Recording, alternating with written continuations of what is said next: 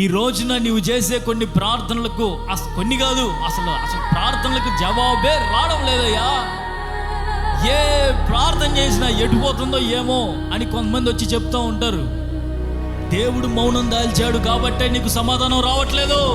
నేనేం చేశానయ్యా అంటే, చేసావు నీవు. సిగ్గుపడవలసిన సమయంలో దానిని ఒక సాకు చూపించి తప్పించుకున్నావు. నీవు సరి చేసుకుందామనే మనసు నీకు లేదు. దేవుని ఆజ్ఞను నేను మారుస్తున్నానే అనే భయం లేదు నీకు. ఇప్పటి వరకు మీ ప్రార్థనలకు ఒకవేళ సమాధానాలు రాకుండా మీరు బాధపడి ఇబ్బంది పడి ఏంటి ఇలా జరుగుతూ ఉందని అనుకుంటున్నారేమో.